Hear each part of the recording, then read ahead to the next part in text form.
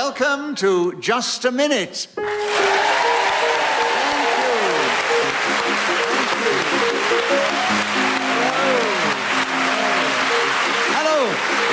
name is Nicholas Parsons, and as the minute waltz fades away, once more it's my huge pleasure to welcome our many listeners, not only in this country, but around the world. But to welcome to the programme 4 delightful, exciting, provocative players of this game. And they are seated on my left, Graham Norton and Jenny Eclair, and seated on my right, Paul Merton and Gyles Brandreth. Please welcome all 4 of them. And seated beside me is Sarah Sharp, who's going to help me keep the score and blow a whistle when the 60 seconds is up. And as usual, I'm going to ask these 4 at different times to speak on the subject that I give them, and they will try and do that without hesitation, repetition, or deviation. And we're going to begin the show with Graham Norton, and who better? And the subject is, Graham, my idea of hell. Tell us something about that subject in this game, starting now. My idea of hell would be to wake up somewhere in Florida in a clothing-optional resort and walk out to the pool and bump into Gyles Brandreth. Those images are seared onto my mind and will remain there till my deathbed. As I lie there, gasping my last, I'll go, "No, put it away. I never want to see that." I feel a little nauseous just even talking about this. I do apologise. I assumed someone would buzz in by now.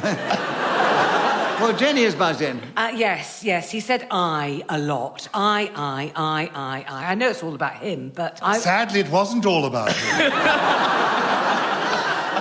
He actually described my idea of heaven. It's heartbreaking. I've been waxing for weeks in anticipation of tonight. This is how he repays me.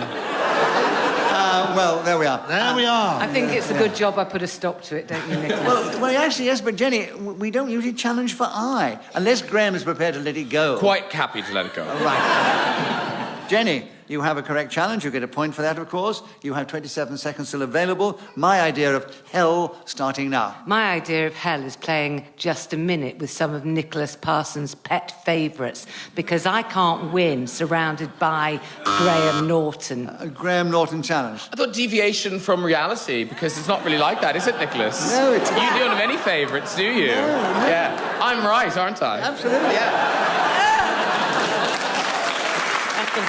Graham, you may be one of my favourites, but I don't actually cast the show. I have to leave that to the producer. She has to have some responsibility. It would be... You misunderstood that completely. She is in overall control of the whole thing. Yeah. But the thing is, it would be quite invidious if I just chose my chums to come on this. Gyles, yes? They're not your chums, they're your love children. Who challenged? Graham challenged me, but I can't remember why. Yes. Graham. Oh, deviation. Right. You got that from a member of the audience helping you out, the woman in the white Thanks. shirt. Bad lady. Graham, you have the subject back. My idea... No, I didn't have the subject. It was Jenny had the subject. I buzzed in. Yeah, you buzzed in. What's your challenge? A deviation, apparently. Was it? That's what the lady in the audience said, so I'll go with it. Deviation. Deviation of what? From... Shall we just ask the lady in the audience? Let's cut out the middleman. I know. It was deviation because she said, my love children. I didn't say that, Gyles said that. She said something about my chums. It was... I don't... Nicholas, it's so long ago, and I'm a menopausal woman. I have no idea. Were you menopausal when this programme started? No. I was in the first flush of youth. Graham, I think it is you. OK. Right.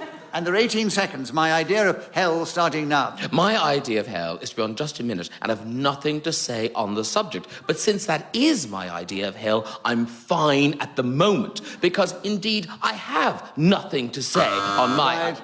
Oh, Yes. Why do I keep... Oh, the back... Oh,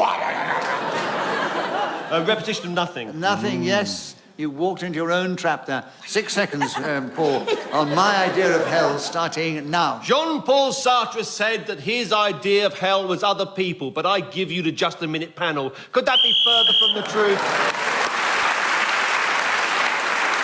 In this game, whoever is speaking when the whistle goes gains an extra point. And this occasion was Paul Merton, who's got 2 at the end of the round. Jenny and Graham have got 1. Gyles has yet to score, but we have heard from him, as we always do. Now, Gyles, you wouldn't be here. We didn't all love you dearly. Right. Jenny, it's your turn to begin. The subject is, a nice one, a garden party.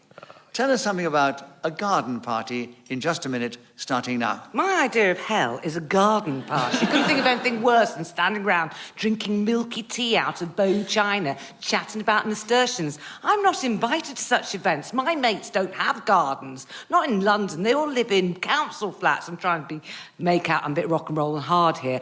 Actually, guess what? The word suggested a hesitation. It was definite hesitation, Gyles. Actually, Ermintrude, my friend. Jenny, well wriggled, but it's too late. Right. Gyles, correct challenge. 41 seconds. A garden party starting now. One of the perks of being a member of Parliament is that you are invited to royal garden parties. Getting there is quite cheap because of the expenses arrangements. And when you arrive, you find that you are greeted by Her Majesty, Queen Elizabeth II of Great Britain and United Kingdom of Northern Ireland as well. And the Duke of Edinburgh is grunting in the background. You wander around the garden and they poke umbrellas in your direction, steering you along the pathway where delicious tea is offered. There are spoons in the saucers. But Prince Philip told me, I know Paul I challenge. think we had a repetition of Prince Philip. No, Duke of Edinburgh first time round. Oh, was it? Yes. Same person, different title. Well, feed it. Yeah, well thought out, Gyles. You've still got a garden party, and you've got 8 seconds, starting now. The Grenadier Guards play at one end and the Irish soldiers at the other, and in between bishops stroll, topping their mitres and making... Right, so Gyles Brandreth was then speaking as a whistle when gained that extra point. He's now taken the lead at the end of that round, and with his erudition and knowledge, he went extremely well, and I'm sure he'll do the same on the next subject. And Graham, we're back with you to begin. The subject is, I've got 99 problems. That's the subject. 60 seconds, starting now. I was in quite a chipper mood before this programme, but now I discover the producer has been stalking me and listing the amount of problems I actually have. I am heavy of heart. There is a weight on my shoulders as I count the 99 problems I've got.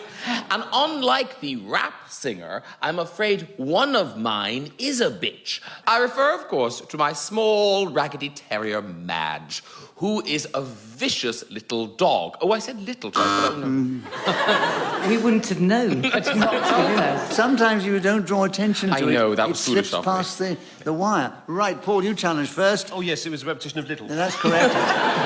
26 seconds, Paul, available. I've got 99 problems, starting now. I've got 99 Problems, I believe, is a record by a current rap artist which is doing very well with the teenagers in the discotheques of all over Hemel Hempstead. I don't particularly know much about this form of entertainment. It doesn't pass me by, I'm afraid. A bit like Mozart, perhaps, sounds very similar to people who aren't versed in the various parts of the string quartet. But I do believe this. Britain needs... Gyles challenge. I think really it was a dramatic pause, not a hesitation. It I'd was. like to withdraw my challenge. It's too late. You buzzed in order to withdraw your challenge. All that happens, Paul, is you get another point. Indeed. Incorrect challenge. And Paul, you've got 2 seconds to go. And I've got 99 problems, starting now. Ice cream cornets round my way, don't have 2 flakes. Sir Paul, again speaking as the whistle went, and with all the points in the round, he's now crept up equal with Gyles Brandreth. They're just ahead of Jenny, Eclair and Graham Norton in that order. And Jenny, it's your turn to begin. So would you take over this subject, which is vampires? 60 seconds, starting now. I'm not that interested in vampires not being a soppy 15-year-old girl. They're big news at the moment. Gyles challenge. I tumbled. Which She means tumbled over her fangs, as it were. There was a little hesitation I on the stumbled girl over the thing. word girl. No, she did. Is that hesitation? It is, well... It's a stutter, but is it... I love the audience going, yes, it was, actually. Gyles, you have the benefit of the doubt. Oh, Oh, Nicholas. I love you dearly, but I've got to be fair. Vampires with you, 53 seconds, starting now. In 1897, the great Bram Stoker published his novel Dracula, which tells modern audiences everything they really need to know about vampires. This Irish author worked for Sir Henry Irving, the founder of the Lyceum Theatre Company in that era. A bloodsucker himself, regarded by many, but this particular writer gave us... Paul, challenge. Well, it's a bit mean, but we did have Spaticular. Yeah. Particular writer. If he can have... I got good girl. He can have Jenny for good girl. You can have him for Susatifia. Right. He's making those mooing noises again. Oh, this is... Gobbling gently. That's an image you won't get rid of tonight. 31 seconds available, Paul. Vampires starting now. Bela Lugosi appeared in the Dracula film made in 1930. He was an Hungarian stage actor who'd made a big, powerful presence when he appeared on Broadway in the title. Giles challenge. Repetition of appeared. Yes, he appeared in the film yes. and he appeared on Broadway. Yes, well, yes, which is yes. unusual for a vampire. But not on matinees. Giles, Vampires is back with you in 20 seconds available, starting now. I recall my own training as a vampire, peering down at the palm of my hand and seeing the hairs sprouting from it, looking into the mirror. Paul challenge. Deviation, he's thinking of werewolves. Vampires don't have hair sprayed from their hands. Dyslexic vampires do. Well known. No. Hares have nothing to do with vampires. And how would you know? How would you know? It's a mythical creature. He howls at the moon once a because fortnight. I was in a Doctor Who series when every changed into hemovores and I was playing the vicar and you had to hold up your hand and it was nothing to do with hares, it was to do with saying the right oath and keeping them at bay and so forth. And then I had the faith, I said, there we are, back you go. And they stabbed me through the heart and I died a terrible, miserable death. Yeah. But it was a good performance and good money.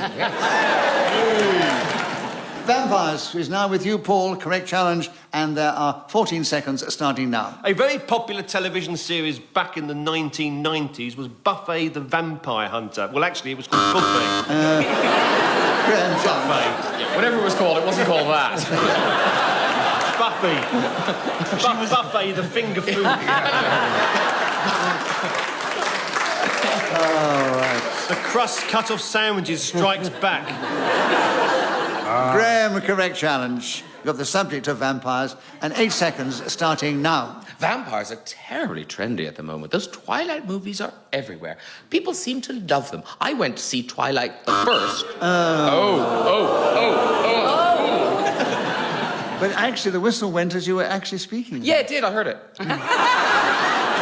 And so we give you the score at the end of that round. And Graham has moved forward again. Oh, he's still equal in the lead with Gyles Brandreth. 1 point behind is Paul Merton, and then 2 is Jenny Eclair. Oh, it's even thing. And Gyles, it's actually your turn to begin. Oh, here's an interesting subject. In my toolbox.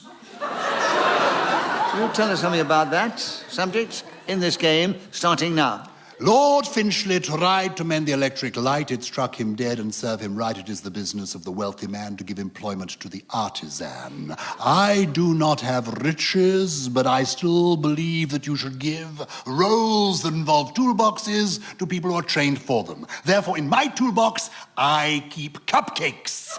Big, fat, creamy ones. Pink and yellow and white.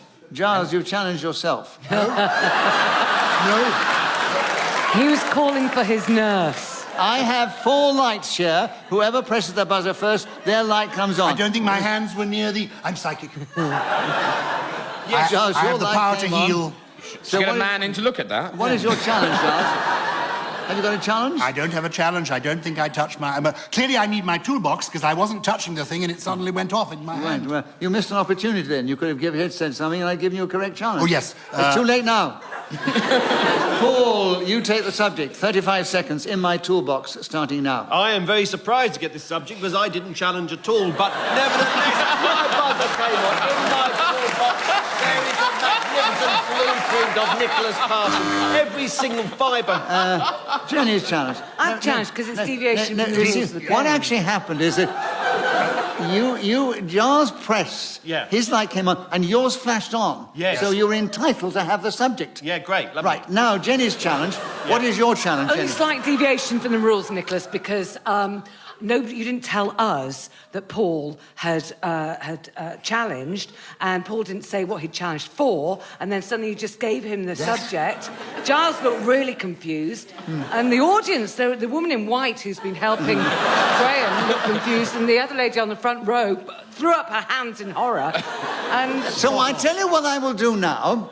In view of the fact that they feel I'm giving challenges away without things, Giles challenged himself, I took it away, gave it to Paul, so now what we do is we give it to Jenny. hurrah!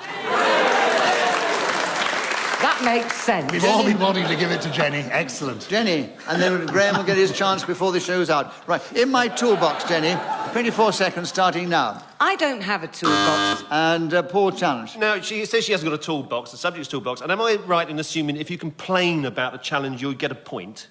No, Oh, no, you've changed it again. no. I just said that maybe I was a little unfair to Giles because he challenged himself. Yes. So I get you have it because you were sitting next to him and Yes. your light flashed on. Yes, sure So enough. Jenny pressed again and said he didn't give the reason he challenged. So I said, all right, Jenny, you can have it. And now I'll give it to Graham Yeah, I in a was going to moment. say, following this logic, because I haven't challenged, I should get it, shouldn't I? That's right, yeah. And you'll get it before the time's out. Let's give it to Graham. And And deviation, Not because she hasn't got a yet. toolbox. Not yet, but Graham's going to have it before we finish the round. Yeah. Okay, that's fair. Okay. Right. 22 seconds, Jenny. In my toolbox, starting now. Don't have one, have a makeup bag instead, because I'm lazy. Paul challenge. Repetition of have. Yeah, I know. And have, yes. And So when do he I goes- get it now? Yeah, give it Yes. So that should be Graham now. Yeah, That's that's right. how it works, isn't Yeah. it? Yes. Yeah. As this round has been chaos from the point of view of the rules of just a minute, and I'm feeling very embarrassed. Can we bring in Hawkeye for these close decisions?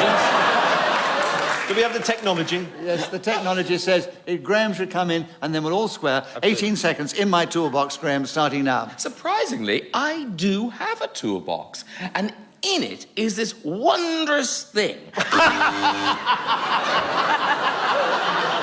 Well, I don't believe you do have a toolbox because you seem to be incapable of naming anything that was in it. I was about to go on to describe the wondrous about thing. to- wondrous thing. He was So- about to describe the wondrous thing Oh, yeah. in his toolbox. Good. So let him have a shot. He gets another point because he was interrupted. Absolutely. That was a legitimate challenge and Yeah. legitimate point. Yeah. In my toolbox, Graham, 11 seconds starting now. One large handle and about 25, possibly 30 different little screwdriver heads you can stick in. They stay there.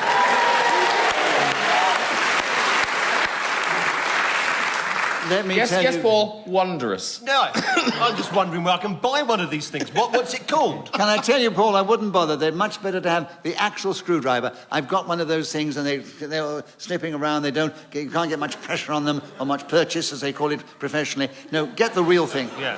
That's Yes. what I'm saying. Well, I'll take your advice on screwdrivers, certainly. Yes. Yes. Well, it's He's an got his ex- own range, you know. Have you not seen him on QVC in the middle of the night? Nicholas Parsons' Allen keys. Yes. They're the best. It's an ex-engineer talking. Right. Yes. Graham, you were speaking when the whistle went. So you get an extra point. You're now in second place, just behind Giles. And Jenny's just behind you. And the audience are giggling, I don't know why. And Paul, we're with you to start. And a topical subject, budget cuts. So, Paul, it's up to you. 60 seconds starting now. Having been handed this poisonous chalice, I shall drink from it deeply. Budget cuts have rendered this show an absolute joke. Next year, it's going to be called Just a Nanosecond. How are we possibly going to be able to talk on a subject? Giles Brandreth will be represented by his cheaper younger brother. You, of course, will remember him as one of the clangers in that very popular series back on the days of television in the 1970s. Budget cuts will make sure that previous decades will be forgotten. We no longer have the money to recall the 1980s. Instead... Jenny challenge. 1970s, 1980s. Yes, you mentioned 1970s, yes, yes. Yes, well, listen, Jenny. Interesting, yeah. 28 seconds available, Jenny. Budget cuts starting now. We all have to tighten our belts. Domestically, this can be done by sharing bath water for starters and going to the supermarket, buying cheap potatoes and crisps, horrible meat. Giles, challenge. Hesitation as the There was a revolting hesitation, menu. yeah. Think of bathwater for starters. Yeah, but I was thinking the other day that buying cheap potatoes and you're talking about crisps, which are basically rather expensive. You buy a lot of those and not healthy. No, I know, but this is it, you see, Nicholas. When you have to buy cheap food, one gets fatter. So as the nation has to tighten its belt, we also have to loosen it because we're becoming obese. Yes. Giles, you had a correct challenge. You've got 13 seconds. Budget cuts starting now. Budget cuts are really what has resulted in the hairstyles you see before you. Particularly my own, which has been tonsured in an extraordinarily inexpensive place off the Balls Pond Road, where my... Paul, challenge. Did you say Bald Ponds Road? No, the Balls Pond Road, it does exist. I did say it was Balls. It is Balls I thought Pond it was, I wasn't sure. It sounded like balls where I was sitting, but I couldn't be quite sure, so... But if you can confirm it was balls, then I'm quite happy to take your word for that. I can confirm it. You but can confirm I it? don't know what it well, is. you'd know if it was balls, wouldn't you? Where you're sitting. Not where I'm sitting. I've been down it many times. Well, we'll leave the gay slang there, shall we? When I was recording with Arthur Haynes at the Hackney Empire, we used to drive down the Balls Pond Road to get to Dawson Junction and go on there. Avoiding the horse and carts. Right. Giles, an incorrect challenge. Yeah. Budget cuts is still with you. And you've only got 1 second to go. Starting now. 11 Downing Street. So at the end of that round, Giles Brandreth, speaking as a whistle when gained the extra point, has increased his lead ahead of Paul Merton and Graham Norton in second place, and Jenny only 1 point behind in third place. And we are entering the final round. I thought he deserved a bit more than that. Graham. Yes. It's with you to begin, and the subject is perfect aim. Tell us something about that subject, Graham, starting now. Sometimes gentlemen don't have perfect aim, particularly in public toilets. And one solution is to get a small plastic fly, moosh, and put it in the urinal, and then instinctually men will try and hit it. Oh, I said... Jenny. He said men twice. I know, because it was very interesting, wasn't it? It was a good story, though. I was slightly worried about it. It's when true. you started it, when you were talking about gentlemen not having proper aims in toilets. And I just thought, this could get really dark. But it didn't. No, it didn't. So let's not dwell. But you did repeat men twice. You did say pen. So, Jenny, correct challenge, 40 seconds, perfect aim, starting now. Many sports rely on having perfect aim. Snooker, golf, tennis, football, darts, rugby. Giles, you got in first. Correct challenge. What is your challenge, by the way? Hesitation. Yes, right. Perfect aim, 31 seconds, starting now. Don't dribble, focus is the mantra that I believe in. I was introduced to it by the first woman in my life, and all the subsequent girls I've known have always said to me, Paul, challenge. This was your mother? Yeah. The first woman in your life? Yes, I was found at my birth in bed, naked with an older woman. It's gone on like that ever since. Paul, what was your challenge? Well, deviation. I don't think his mum said this to him. Yes, she did. Oh, absolutely. She did say, don't dribble, focus. That's what she always said to me. Don't dribble. You had a little sign above the loo. What does it mean? It means don't dribble, focus. Focus on what you're doing. It reverts to what Graham was talking about earlier, but I'll move on. Yes. I don't believe your mother ever said that. I do assure you that my mother did. We'll dig her up and get her along here. I tell you what, You Giles. mean to say if we... No, It's exactly the sort of thing a mother does say. It sounds like the sort of something Mrs. Brandreth would have said. Yeah. Before hitting you very hard across the back of the head. She never hit. She coaxed. She was lovely. Really? Well, I can't really sort of maintain a challenge if what's your name? If Griff Rhys-Jones here says that his mum said it, then I'm quite willing to believe her. Well, all right. You keep the subject, Giles. Perfect Gyles. aim. Gyles. That's worth knowing, is that's worth as a tip. Gyles. So, right. Paul now knows who's sitting next to him, and we're reaching the end of the show. And Gyles continues to 21 seconds. Perfect aim starting now. Miss Winehouse is my idea of a perfect aim, and she and I went to the fun fair and tried to knock coconuts off the shy. I found that I had, by chance, a perfect aim, and one after another of these vegetables fell to the ground, and I presented them to... Paul challenge. Deviation, is coconut a vegetable? No. No. It's a coconut. It's the fruit of a tree. Yeah. Excuse me, it is of the vegetable family. Excuse me. somebody's No, it's got not. Because when Giles says, if I say it, it'll be true. I mean, as far as I'm concerned, you're incorrect. And I gave you the benefit of the doubt before, No. so I'm going to give Paul the benefit of the doubt. If you say so, Nicholas. But if you were at a restaurant and they said, would you like vegetables with that? And it came with a coconut. You would be upset. Can I say, at every Thai restaurant I go to, they serve vegetables. They serve a lovely vegetable curry with lovely shavings of coconut on top. How it's served doesn't change what it is. Paul... If you could shove it in your back letterbox, it'd still be a coconut. You wouldn't get it through, Paul. Desiccated. 6 seconds. Perfect aim, Paul, starting now. My perfect aim is demonstrated every time I go to the fun fair. I pick up a ball and throw it at a coconut. What a wonderful thing it is. So, it only remains to give you the final score. Well, it was very close. Graham, Norton, Jenny, Eclair were together in third place, only 2 points behind Paul Merton. 1 or 2 points ahead of them was Gyles Brandreth. So we say, Gyles, this week, you are our winner. So it only remains to say thank you to these 4 fine, intrepid players of this game. Gyles Brandreth, Paul Merton, Jenny Eclair, and Graham Norton. And I thank also Sarah Sharp, who's helped me with the score. She's blown her whistle with great aplomb whenever the 60 seconds have elapsed. We're indebted, by the way, to Ian Messiter, who created this amazing game. And we're also very grateful to our producer, Talusha Gilani. We are deeply indebted to this audience here, who've been so warm and friendly as they've cheered us on our way and giving notes all the time to Graham Norton. So from our audience and from me, Nicholas Parsons, and the team, goodbye. Thank you for tuning in. But do tune in again the next time we play Just a Minute.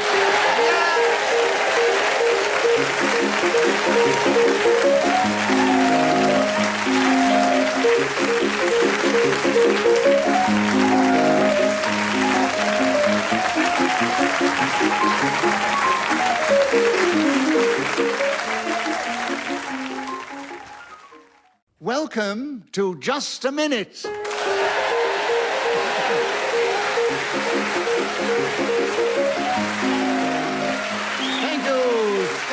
you. Hello, my name is Nicholas Parsons, and as the Minute Waltz fades away, once more it's my huge pleasure to welcome our many listeners, not only in this country, but throughout the world. But also to welcome to the programme 4 exciting, delightful, and talented players of this game.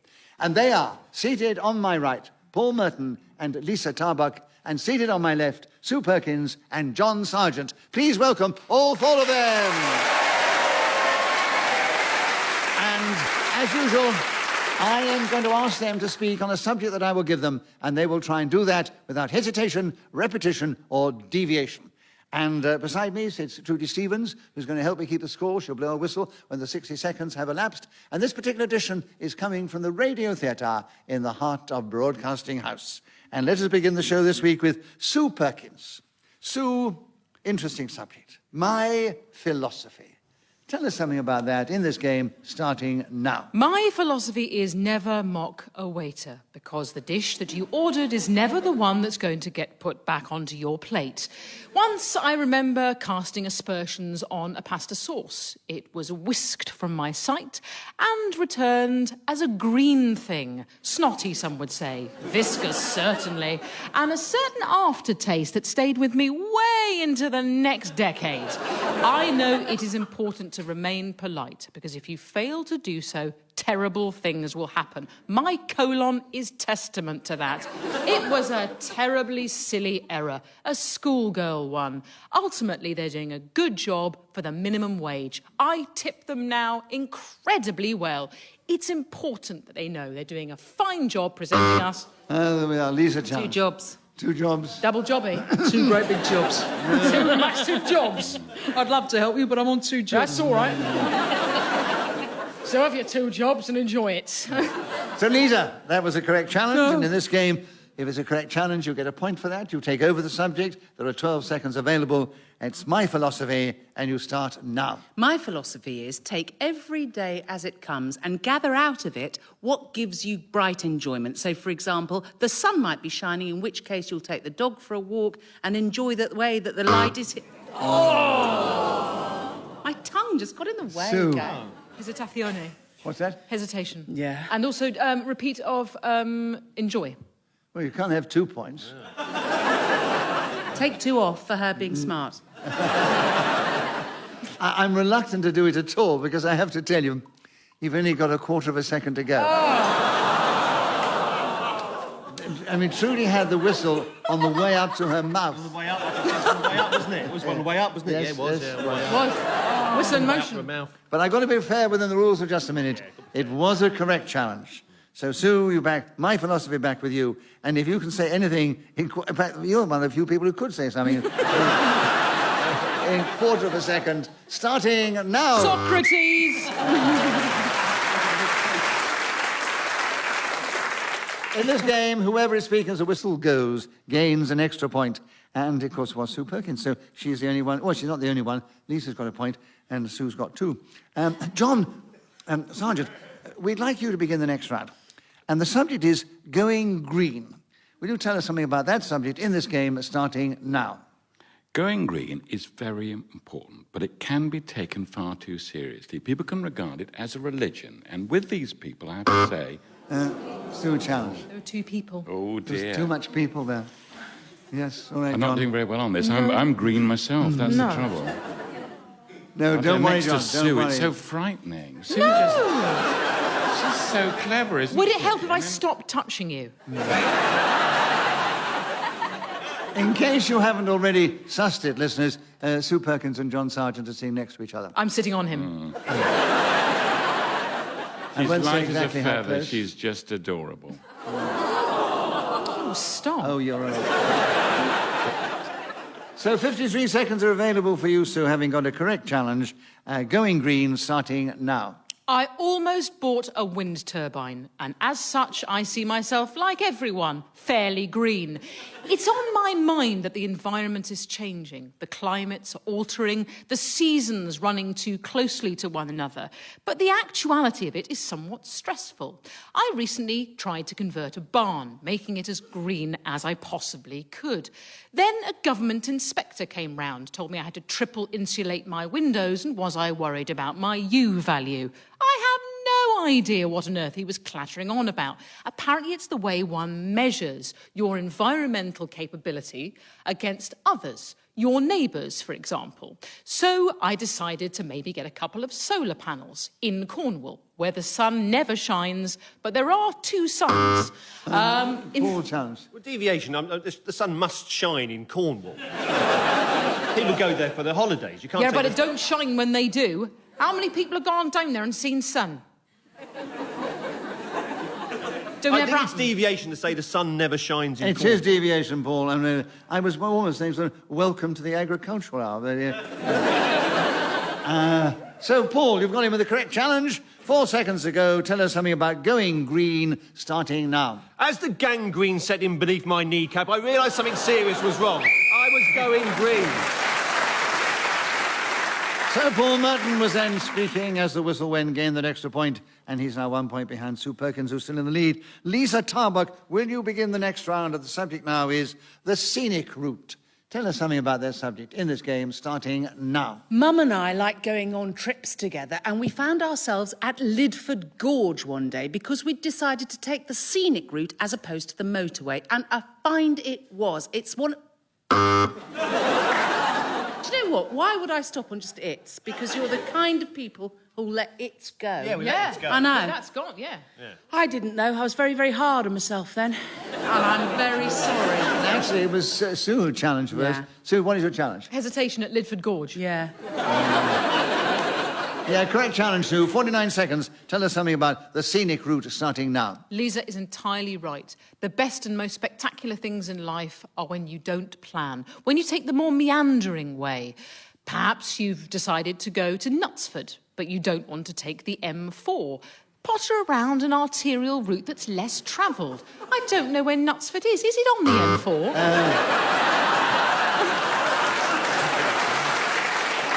Paul, your challenge.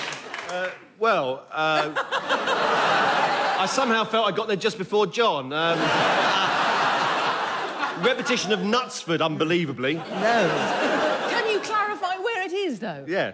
Where is it? Knutsford, I don't know. Knutsford is up near Don't- Manchester. Oh, right, because I just didn't So know. the deviation was you don't take the M4. No. I was just trying to wanted get someone John to tell in me where on it that, was. but Yeah. unfortunately, Paul picked it up. Explain to our listeners, I nudged John to challenge because he hasn't spoken very much and he hasn't played the game as much as the others, but... Nicholas, he's a dancer. No, He's a dancer, not a fighter. Rhythm's his no, master. I was convinced you could go along the M4 and eventually you would reach Knutsford. I mean, it's all very well. It's a You scenic try. route. It is the scenic It is the scenic route. So I thought when Nicholas nudged me, I thought he was on his way out, and he was asking. I thought he was asking me to take over. I was quite surprised. You saw it as a cry for help. Just Your whispering. gaze was rigidly fixed on Sue, and I couldn't get you away from that. Well, no, quite I'm happy always a to- bit mesmerised John by can take Sue. over the subject. I'm quite happy. Would you like to take over the subject? No, well, I think I have, haven't I? I don't know. Paul's relinquished it and given it to you. Okay, You what are we have talking about? 29 seconds. I think we're at Knutsford Just city remind limits. me, Nicholas, remind me where we've got to. Well, We're This on is- the M4. Right. We're looking for Knutsford. right. We don't know where it is. We're talking about the scenic route. Okay? John Sargent has the subject. All right. He doesn't know what it's all about.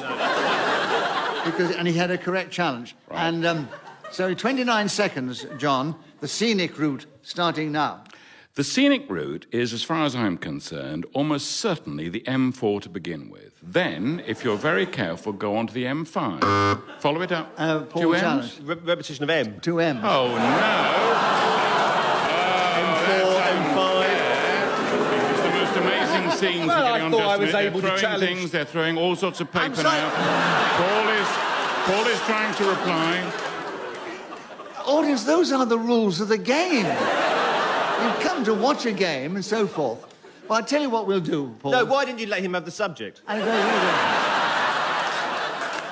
This is the Paul was nastiest turn I've drawing your seen. attention to the fact that that was repetition, but he's very keen for you to carry on and have the subject, Yeah. and so is his audience, because they were getting very vociferous. In fact, they were rising and coming towards me. And so you've got It was another like point. Salem, is what it was like. Thank God, Paul is a gentleman. So you've got another point for an incorrect challenge. 21 seconds, the scenic route starting now. Scenic routes are never on motorways, so I won't be saying anything about those long, big roads that have 4 or 5 lanes, sometimes 6 lanes. The scenic route...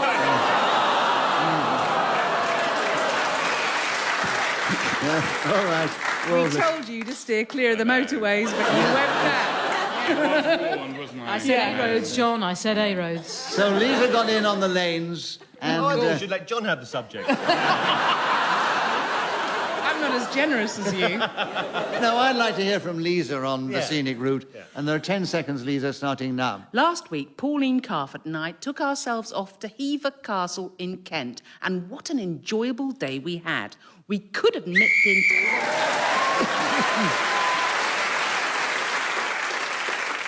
So Liza Tarbuck was then talking as the whistle went, gained that extra point, and she's now equal in the lead with Paul Merton and Sue Perkins.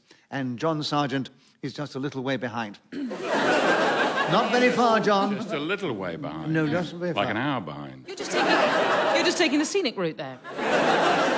Paul, your turn to begin. Will you take the subject now? Oh, yes, a lovely one.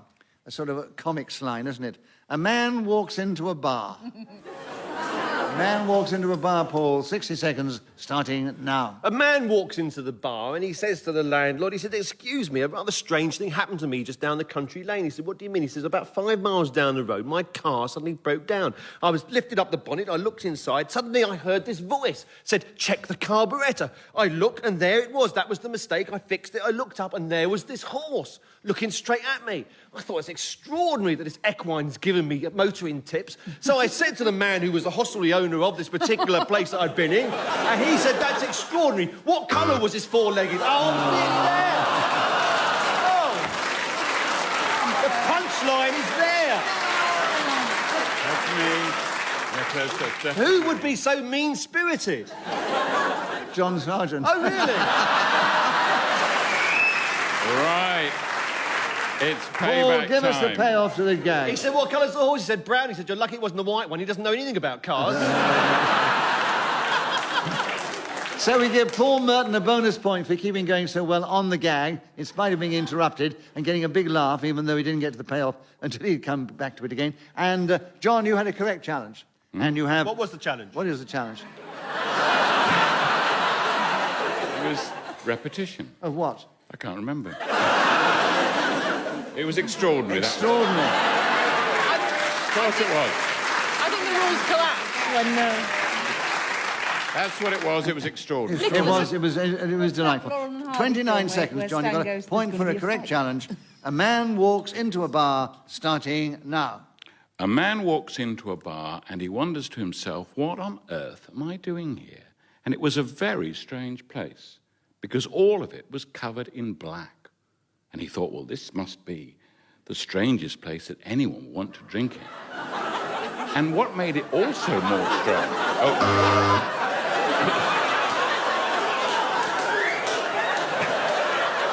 Has his batteries run down? What's that? Sue, you challenge. repetition of place and also strange. That's right. You can only have 1 point, though.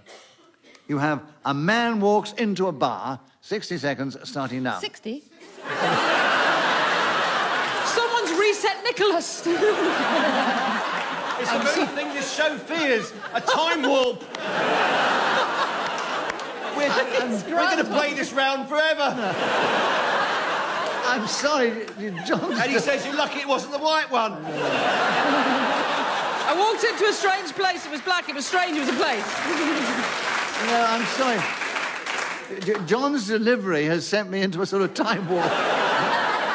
And I thought we were back at the beginning. And we're not. We've got 10 seconds left, Sue. And you've got a man walks into a bar, starting now. Man walks into a bar and says, ouch. End of. It's the fact that we get used to the repetitious nature of jokes, like the Englishman, Irishman, Scotsman, the knock-knock jokes.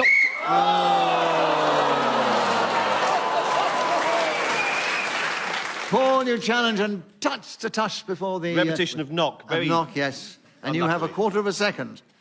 On a man walks into a bar, starting now. A man walks into a bar, he says, "You're lucky it wasn't the white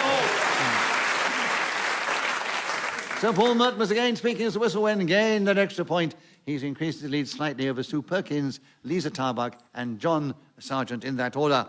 And John, we're back with you. Oh, this subject is right up your street. Go with it with style and passion, please. Current affairs. 60 seconds, starting now. Current affairs often has no style or passion. It can be incredibly boring. It's neither current nor is it about the really interesting affairs that people have. No, it can be just very dreary stuff like warmed-up mashed potatoes. But it's liked by the BBC and by ITV, and in fact they make special programmes devoted to this particular subject. I don't normally enjoy them very much.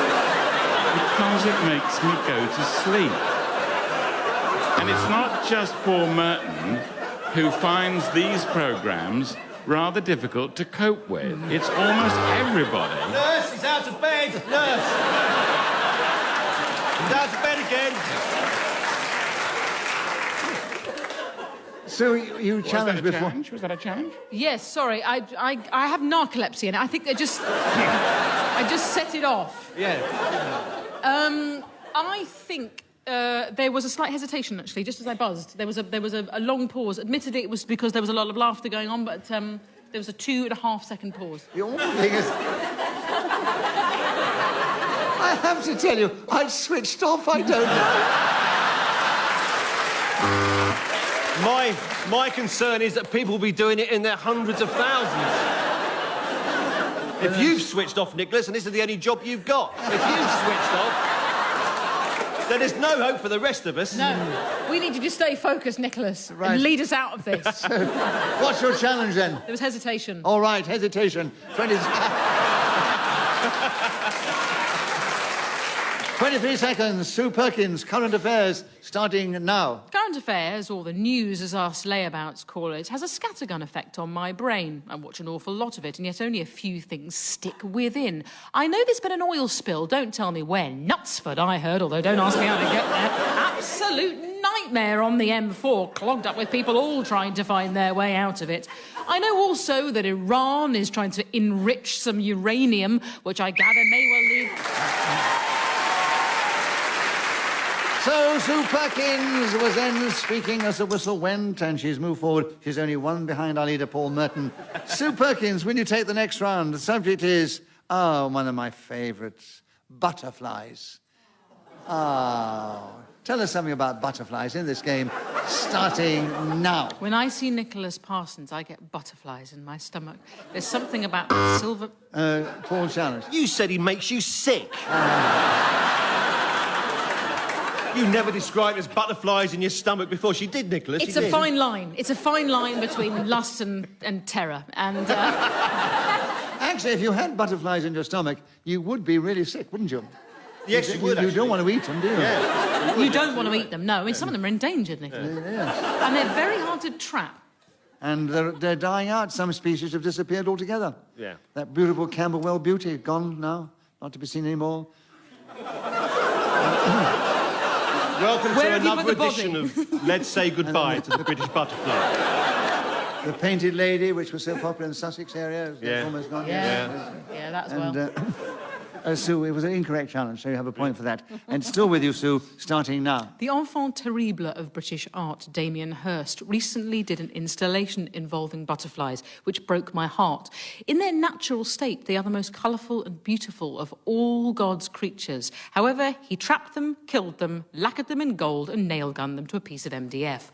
Well, congratulations, sir. You really have established yourself as a man of rarefied taste and beauty. I suspect it was post-rationalised, and he could talk to critics and say, what I was trying to do there by murdering all them butterflies was showing how beauty really comes from... Paul Challenge. That's a shame, because it was a repetition of beauty. It was a repetition of beauty. Those But I think you should let John carry on with the subject. I don't think you want us to play just a minute. I think you want us to just want to listen to other people talking about things. That was a correct challenge, and that's the rules of the game. And Paul, you listened well, and you got in, because she goes so fast, you have to listen well with Sue. And there are 22 seconds. You tell us something about butterflies, starting now. It was a hit sitcom in the 1980s, starring Wendy Craig, written by Carla Lane, and I think Geoffrey Palmer was in it as well. And it was a magnificent situation. I loved it as a programme. It was a very gentle touch, but also a wry look at this woman growing up with a family who felt trapped by these people around her, kith and kin, who wanted to see what the life was like on the other side. Was the grass greener? Right. So Paul Merton was in speaking as the whistle went. Gained that extra point. And with some lovely, colourful stuff there, he's moved forward. But he's still 2 points behind Sue Perkins, who's in the lead. Hello. You are the most vociferous audience we've ever had. They're patronising us now, though. They've got it in their head that this is fun. Because we're moving into the final round. And that's a different sound. Right. I know it seems like it might never have got here. Let's see who's got the final subject. Well, it's John. There's a lot of cheap unfairness here. Have you noticed? But John, we can only laugh because we love you. So, John, it's your turn to begin. So we'd like you to take the subject now of the cleaning rota. 60 seconds starting now. I'm not surprised that I'm given the cleaning rota as a subject. It normally goes to the person who's not really liked by the rest of the panel and is not very sparkling. I'm not the sort of person to get upset about that kind of thing, because if I did... Liza That's challenge. deviation, because he clearly is. It's upsetting me now. I don't like seeing Clearly you so upset. upset. I don't like seeing upset either. I can't It's claim. upsetting me. Yeah, let's give I John the don't want the subject. subject. That's all right. I want John to Darling, have listen, the I'm running the subject. game. Just let me make the decision. I quite agree. It doesn't matter even if it's true what you said, he can still say it within the rules of just a minute. Yes, yes. And therefore, he can express whatever words he likes, as long as he doesn't deviate from changed the your cleaning rota. John, you still have the subject. And you have another point for that, of course. And you have 45 seconds. Keep going. Here we go. The cleaning rota, starting now. When I was a little boy, I would go youth hosteling, and if you remember, what used to happen at these establishments was that you would spend the night, then you would have to do something horrible the next day, instead of having to pay for your night's accommodation. And so there were all sorts of jobs you might have, and one of them was the cleaning rota. And some of the places you had to clean... Paul Jones. I think we should give John the subject. He's got the subject. He's got the subject, yeah. Yeah. Did you have a challenge with the rules? No. of Just I got a laugh out of it, and that's all I'm worried about. John, you were Actually, interrupted, so you get a point for that. Okay. And you keep the subject. Thank you. 21 seconds still available. You started with it. You're going very well, haven't you? Yeah. The cleaning rota starting now. The point about cleaning rotas is that they do... Oh, Lisa no, my Chan. mistake. I thought that repetition... You're allowed to say it because it's on the card. Yeah. Sorry. Got another point, John. 18 seconds. The cleaning rota starting now. The cleaning rota...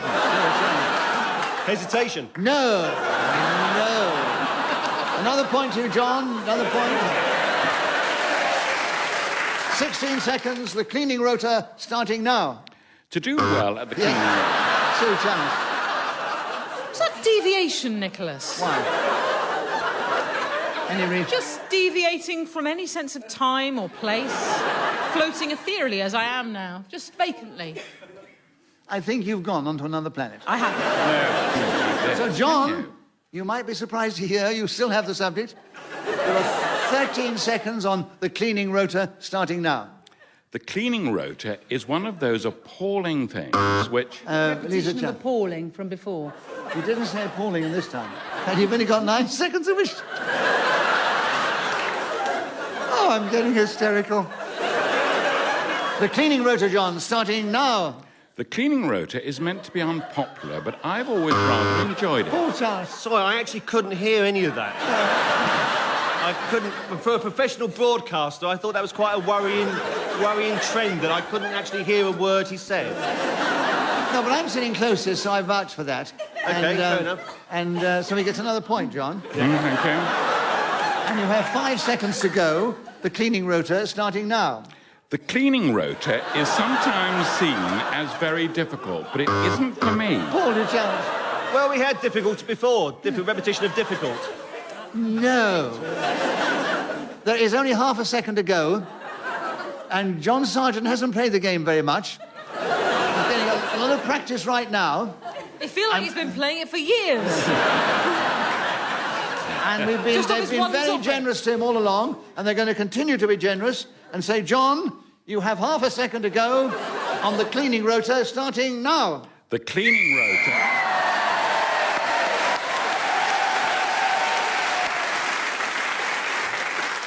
So John Sargent was endeavouring to speak then as the whistle went. So he gains an extra point for that. And you might be surprised to hear he did gain an awful lot of points in that round. Very well played. Yes. It was different, but it was well played. But he's leapt forward, and he's now actually equal with Paul. And nobody has ever got 8 points in one round before. But John achieved it, so that is the first for just a minute. And Lisa Tarbuck was just behind them in third place. But 1 point ahead of our equal second, John Sargent and Paul Merton, was Sue Perkins. So we say, Sue, you're the winner this week. So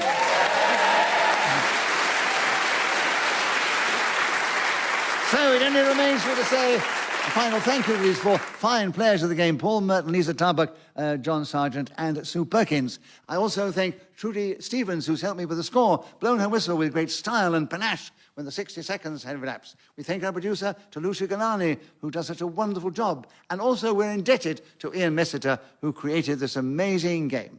And we're grateful to this lovely, vociferous audience here at the Radio Theatre, who cheered us on our way magnificently. So from our audience, from me, Nicholas Parsons, and this wonderful team, goodbye, thank you, but tune in again, listeners, the next time we play Just a Minute.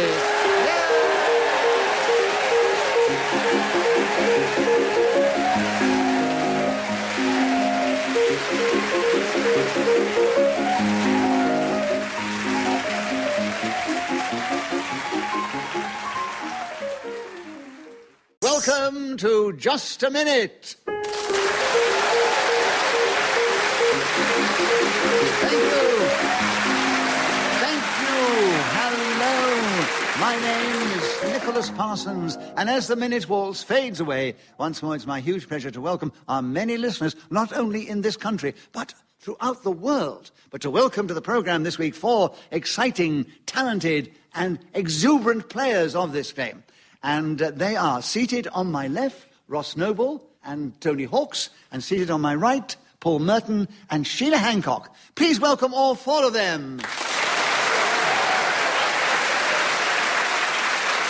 And as usual, I'm going to ask them to speak, if they can, on a subject that I will give them, and they will try and do that without hesitation, repetition, or deviation. Beside me sits Sarah Sharp. She's going to help me with the score. She'll blow a whistle when the 60 seconds have elapsed. And this particular edition of Just a Minute is coming from the Radio Theatre in the heart of that magnificent edifice, which is called Broadcasting House. And we're going to begin the show this week with Ross Noble. Women in comedy is the subject. You have 60 seconds as usual. What?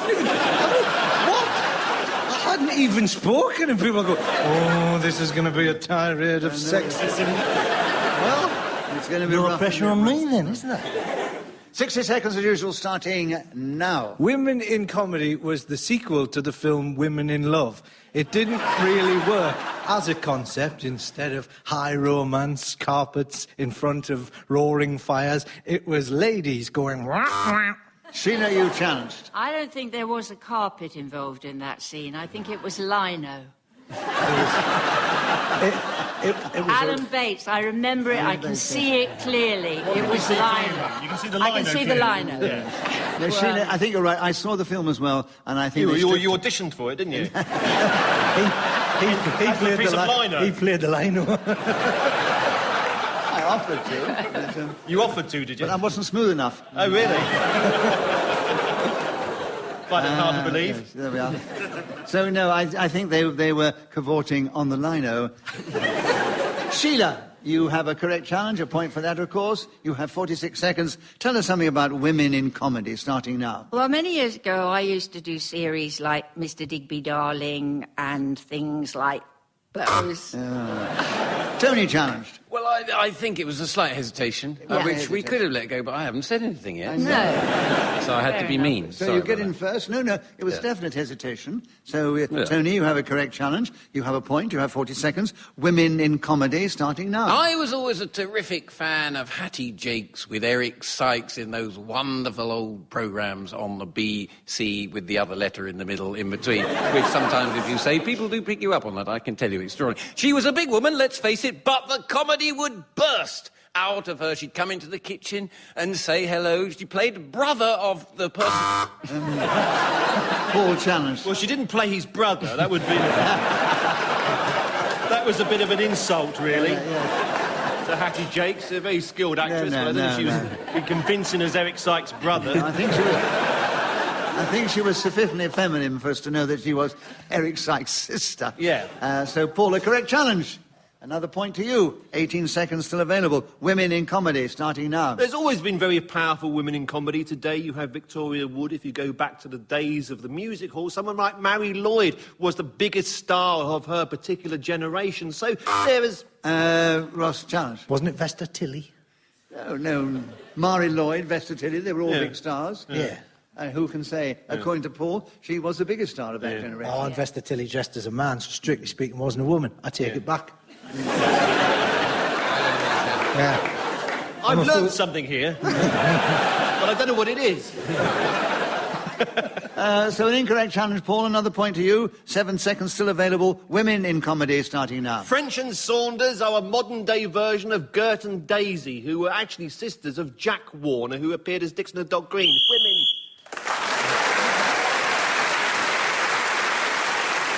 So Paul, who got that extra point for speaking as the whistle went and other points in the round, has moved forward. He's now in the lead, one ahead of Ross Noble. Sheila, we'd like you to begin the next round. The subject, the French.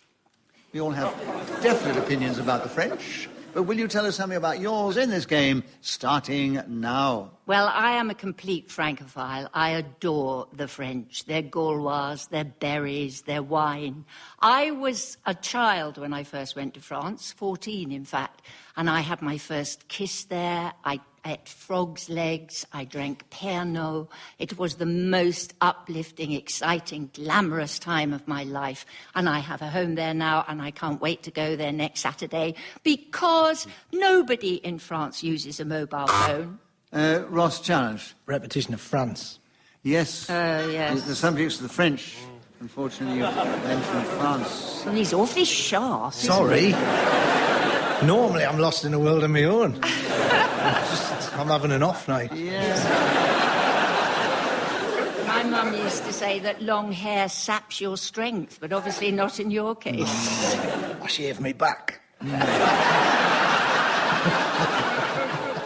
Ross, another point to you for a correct challenge, and you have the subject of the French, and there are 31 seconds starting now. The French are very good at unusual breads. The croissant that looks a little bit like a crab. Tony, challenge. Well, technically, the croissant isn't a bread. It's a pastry. It is a pastry, yes. Yeah. Definitely not a bread. Why is it in the bread aisle in Tesco's? Because the Tesco's... Well, I don't know. No. Not, however, in Waitrose. No, Yes. no. Yeah, it's not run by... It's not Monsieur Tesco, is it? He doesn't know what he's doing. Le Tesco. No. Yeah. No, I mean, I'm sure you're right, Tony. So Thank you. Give you the benefit of the doubt anyway. And 25 seconds, you tell us something about the French, starting now. Je pense que c'est très important de parler en français pour cette... J'étais là, il y a quelques années, j'étais... Well, he's not really speaking French. He's just mumbling, isn't he? So it's deviation. I'm closest to him here, and he was actually speaking French words. Was he? Yes, well, the odd French word, but a lot of it wasn't. You can do the gibberish like quand je t'oublie son copain. Yeah, well, that's not French. Oh, my God, there's two of them. Give me another chance, Sheila, and I'll prove. An incorrect challenge, Tony. Another point to you, the French, and 22 seconds starting now. Sheila ne croit pas que je parle français, mais elle est... Pardon, c'est moi qui parle avec Ross, mon héros ici, et Nicolas qui est ici. Le Tesco, non, je n'ai pas fini. Paul, challenge. Paul, your Well, challenge. I can't help feel as if I'm at a disadvantage here. It surely is against the spirit of the game. I mean, I don't understand a word of French. Well, you know, I don't really, which is a shame. It's bad education. And lack of interest on my behalf. But I think speaking in French is deviation from how the game's normally played. Actually, there's nothing in the rules which were laid down by Ian Messiter many years ago which says that you can't go into a foreign language. OK, Morse code next then, is it? Semaphore. Yeah. I'm doing semaphore. Right. Look, Repetition of flag in right hand. Bring it on. Bring it on.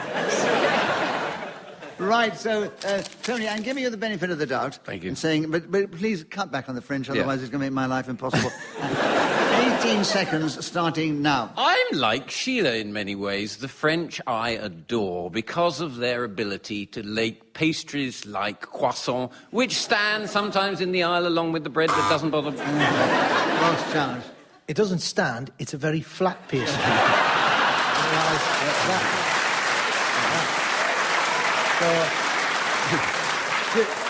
You clearly don't know anything about pastries.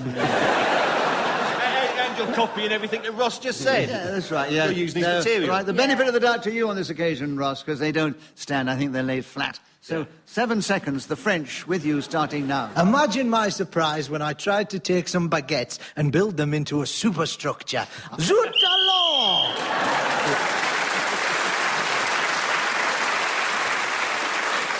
So, Ross, with points in that round, including 1 for speaking as the whistle went, has leapt forward. He's now ahead of Paul Merton and then Tony Hawks. Paul and Tony are equal, and then Sheila behind them. And Tony, we'd like you to begin the next round. My local. Tell us something about that in this game starting now. I've noticed that there's a Sainsbury's near where I live that started calling itself my local, which is alarming because I go in, there's no pool tables. I do throw darts around the place, but mainly so I can get to the croissant before everybody else, laying flat as they are on the tables as they go through there. I have a pub which is very, very close to where I live. Very, very, very close. Let's do it properly. The thing is, they hadn't noticed, had they? But Paul noticed. So Repetition of very. Very, yes, Paul. Correct challenge. 35 seconds. My local starting now. My local pub is one of those themed pubs. Tony challenge. Was there a slight hesitation? I think there was. Yes. The theme of the pub's hesitation. Yeah. So you've got the subject back very rapidly. 31 seconds, Tony. My local starting now. I will go in, sit down, have a pint of mild and chat with the other locals in there. Sheila challenge. Was that a hesitation? Yes, definitely. So, Sheila, you're in on my local. 26 seconds. All right, starting now. Well, my local used to be downstairs because my dad worked in a pub and we lived in the flat above. So down below was a public bar. Ross challenge. Repetition of down. Of what? Downstairs before. Downstairs. Downstairs and down. And now down below. Hesitation then. I'm beginning to dislike you. Beginning? No, Ross, we'll try, but Right. 18 seconds. Sheila, my local starting now. A public bar, a ladies' bar, a saloon. Oh, bar! Oh, come on, pull yourself together. Paul, you challenge first, yeah. Yes. Too many bars, huh? Yeah. A lot of bars in your pub, I'm sure, but There were. we can't mention it too often in just a minute. So, Paul, my local is back with you. 14 seconds starting now. There are many strange characters who have been going to that local for many years. There's old... Tony challenge. Repetition of many. Many strange characters are going for many years. Yes, right. So easy to slip by. But Tony, you listened well. 9 seconds for you now on my local, starting now. I once had a local called the Fawcett Inn, and I used to go in there and try to do exactly that, but I was expelled as...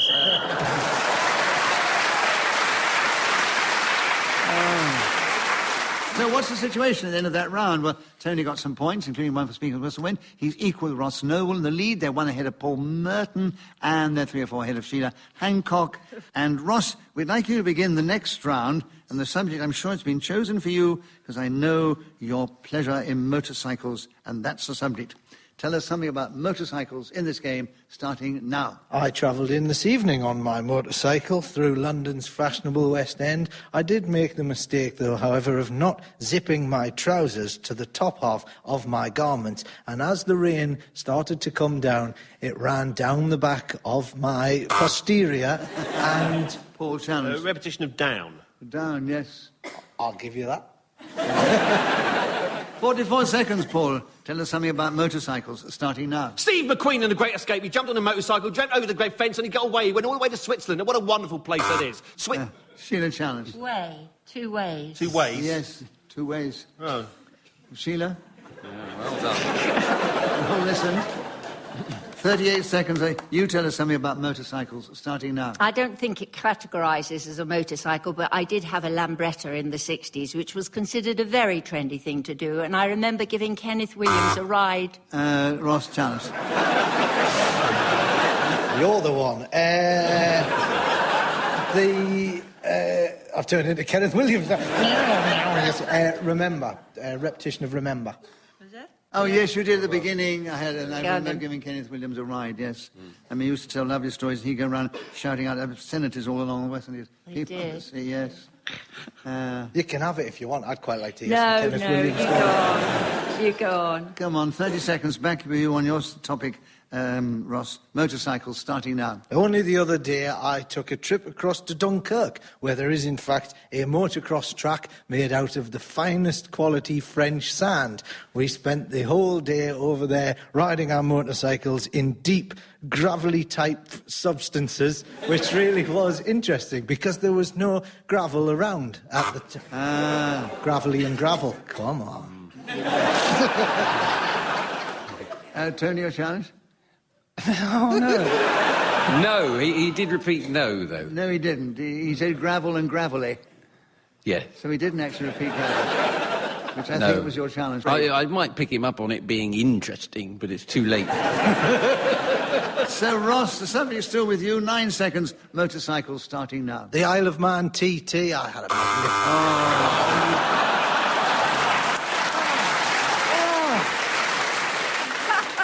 No, it's a name. It's all one thing. It's all one thing. Too much tea. Paul, you got in first, yes. Motorcycles, it's you now, Paul. 7 seconds, starting now. The only time I was on the back of a motorcycle, it was being driven by Bob Hunkin, who I worked with at Tooting Employment Office. He said, grab me round the waist and everything...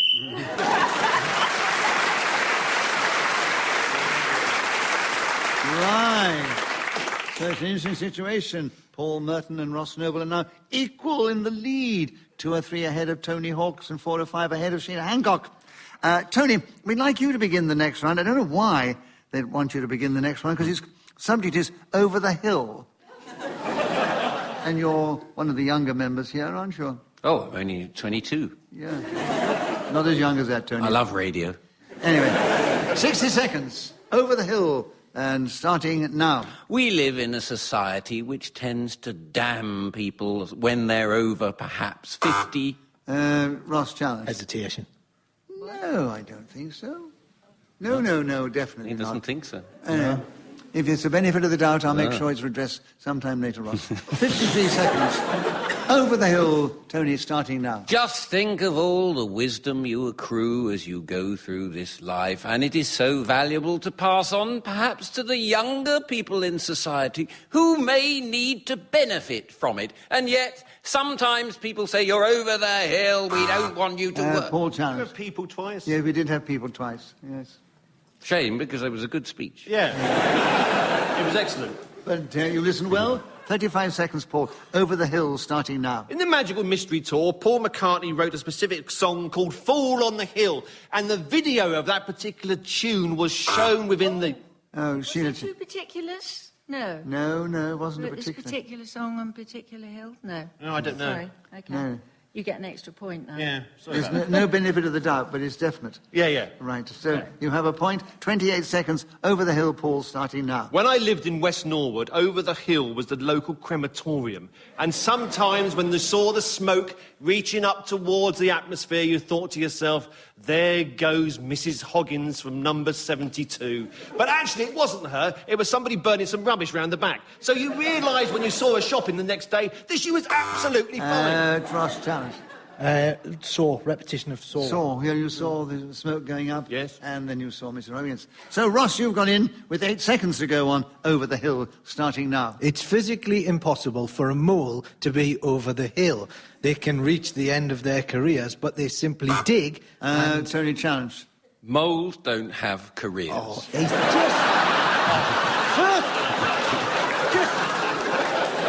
First it's the pastries, and then it's the moles. No, you show me a mole in a tie going into an office, and you can have the point. There. He's drawn a picture of a mole There's with a the tie mole, on. and there's... I'm going to write office, right? Yeah. And an arrow. Right. I'll have it back. Well, actually, given that he's drawn a picture of a mole with a tie on, going to an office, I withdraw my challenge. No, you don't. Grammatically speaking, you are correct. That's how it works. I don't like So, this. Look, no, I don't think moles... Basically, drawing pictures is not good enough on a radio show. Dig tunnels, Tony. They dig tunnels. They dig tunnels, but they're not paid for it. It's not a career. No. They don't think I'm going to dig a really big Why do tunnel. they have to be paid for it? Can't they just do it for the love of it? Exactly. Well, they- So, Ross, a mole may have a life, but he doesn't have a career. So if I ring my wife now and get her to put £5 down the molehill in our garden, I can have the benefit of the doubt. Is that... Someone get me a phone. Get me a phone. First of all, the mole has to spend the money. Oh, I'm going to have to start a mole shop now. God, she's going to be busy, my missus, tonight. Right. Build a shop for moles. Then put the money down the hole. That's not good enough, The because point the is moles... mine. The point is mine. No, the moles still have to want to work there. I mean, it would be a waste of time. What kind of Daily Mail attitude is that? Some of these moles don't want to work.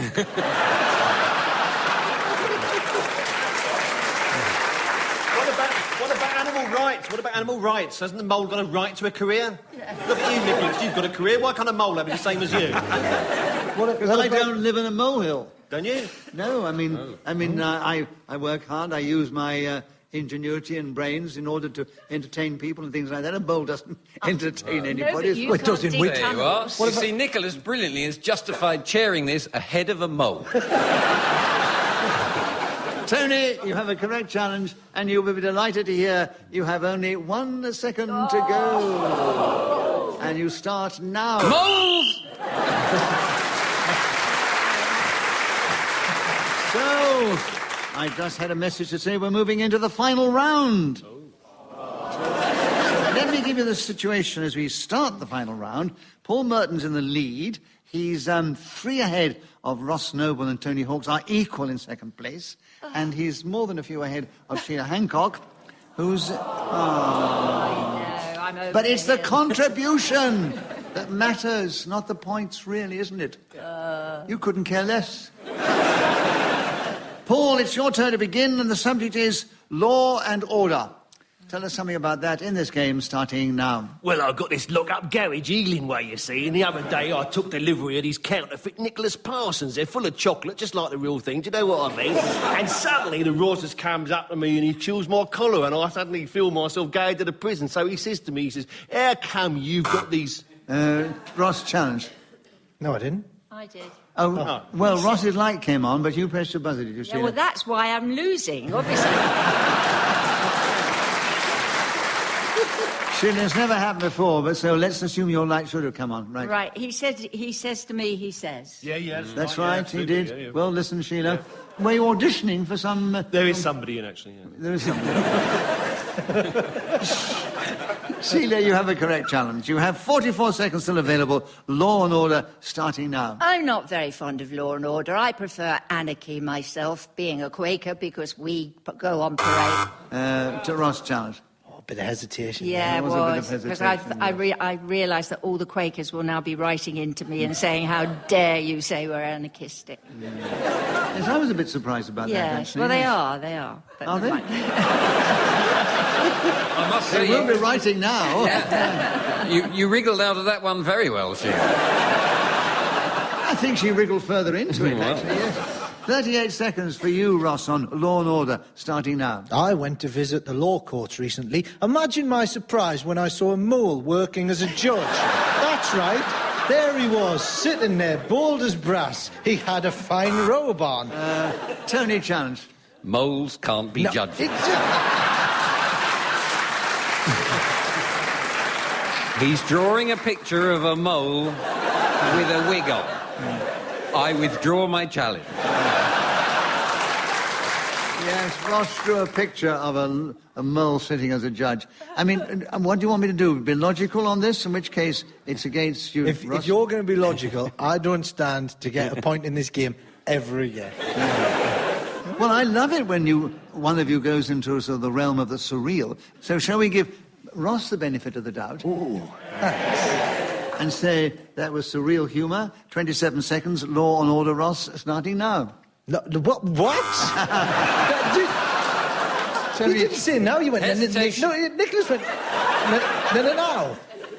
You're going to buzz him for hesitation? Yeah. Hesitation. I thought it was hesitation, Nicholas. I think you did hesitate. You went... No, and I went... Oh. Yeah. All right, well, I get a point for an incorrect challenge. Yeah. Nicholas gets a point. You should get a point. It's the first point I've had in just in 43 years. Yes. Up to that point, you were pointless, weren't you? But now you've got a... now he's got a point. I think I'll keep this up. I could win the game, couldn't I? Win the game. Let's keep challenging Nicholas. He can win the game. Now, you listen, you had... That was hesitation. That was a hesitation, Nicholas. Yes, definitely. Another point to me. Another point.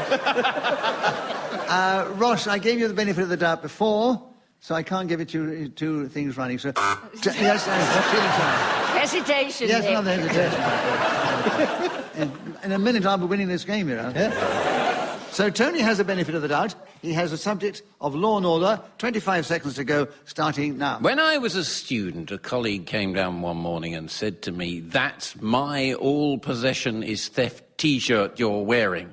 Now, law and order would enforce that kind of thing. Wouldn't happen. Theft, as we know, is... Paul, challenge. We've had theft before. Yeah. Yes, you did. Paul, correct challenge. You have 11 seconds. Tell us something more about law and order, starting now. There's nothing like law and order to keep the peace in society. There's... Tony, challenge. There's somebody in. They're auditioning for a musical. Yeah? I'm giving him a contemporary musical. I don't know why I think this, but I think he repetition of society. No. Did he say it in the first thing when he was doing the Cockney character and everything? No. Moons ago. No, there's somebody in he's trying to get a job from somebody in the audience. I don't know who it is. Yeah. And he's done the character stuff and now he's doing the musical stuff. Yeah, exactly. So 5 seconds, Paul. Law and order, starting now. But you don't understand. I ain't got the rent to pay for another... We're doing melodrama. What's happening now? Ross has challenged you. It's a repetition of ain't. From that fella before. I'll tell you what, I could have been the new Fagin. Yes, he did do that when he did the Cockney the first time. Yeah. Was he a Cockney hunchback? oh yeah, sanctuary, mate. Yeah, bish bosh, get them bells round, don't you worry about that. So, right, benefit of the doubt to Ross. With 2 seconds to go, Law and Order starting now. Law and Order is a very popular television series.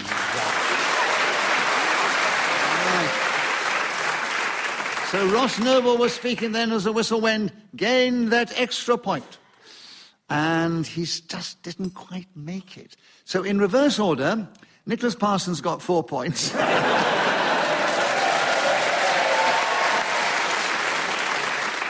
Sheila Hancock got 7 or 8 or 9. And then Tony Hawkes came just a little bit ahead of her with 14.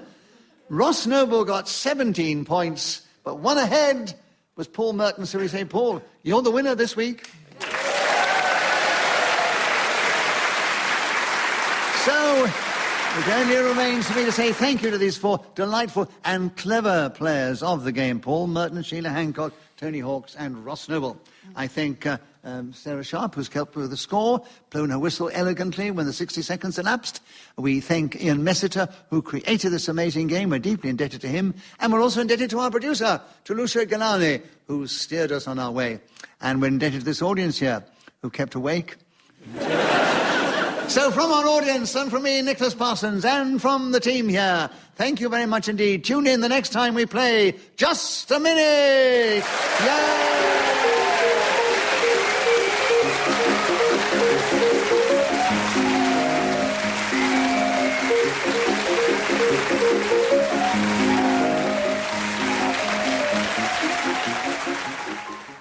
Welcome to Just a Minute.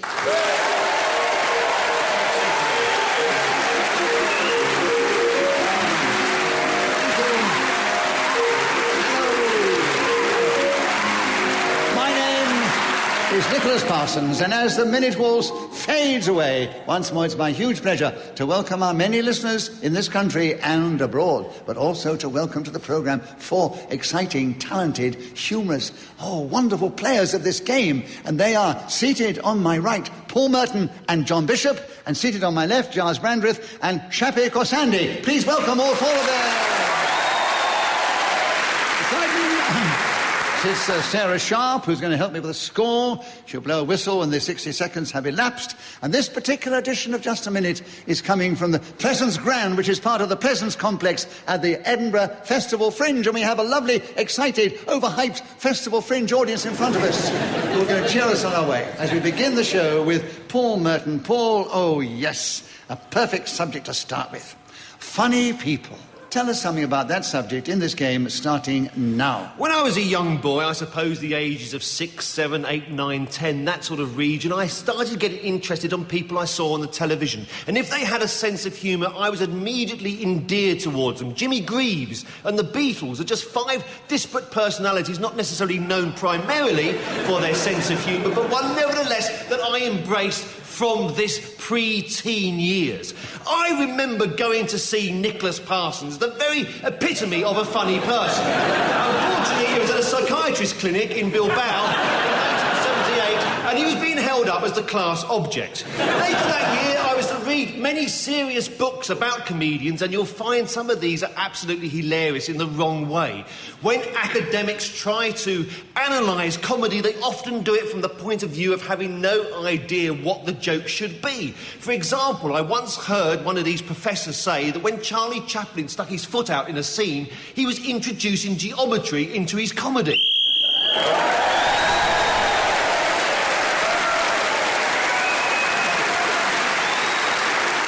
What a way to begin the first show up here in Edinburgh with that subject. Paul Merton, who is so experienced in this game, but he does know it, doesn't he? I surprised myself. I didn't know I knew so much. And in that this wasn't game, intimidating at all, was it? and in this game, whoever speaking when the whistle goes gains an extra point. And this, of course, it was Paul Merton, and he gets a point for that, and a point for not being interrupted. So, Paul, at the end of the round, you've got 2 points, you're in the lead. Nobody else has scored yet. John Bishop, will you begin the next round? The subject here is there's a first time for everything. So will you tell us something about that subject in this game, starting now? There's a first time for everything, which is an appropriate subject for me as a just-a-minute virgin. That also seems apt, as when I did lose my virginity, it took the same amount of time.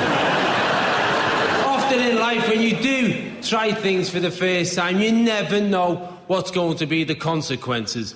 When my dad took off his first wooden leg, we didn't know he was going to fall over. But when he did, we thought it was brilliant fun. So as children, we often played Let's Take My Dad's Appendage Off at Christmas. Sorry, you tried to wriggle out of that one, but I'm afraid Giles challenged before you did. Oh, did you? What was your challenge? My dad's twice. And my dad's twice. Because you can repeat the words... Yeah, no, I'm from Liverpool. I've got a number of dads.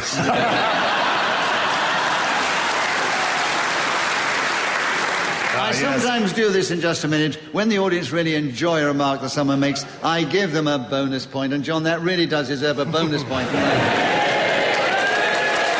But Giles, you had a correct challenge, so you get a point for that. You take over the subject. There are 26 seconds available. There's a first time for everything, starting now. I am proud to be a friend of Uri Geller and go regularly to his folk suppers. And the first of these that I attended was a complicated event. It was he who introduced me to the idea of performing stand-up in Edinburgh.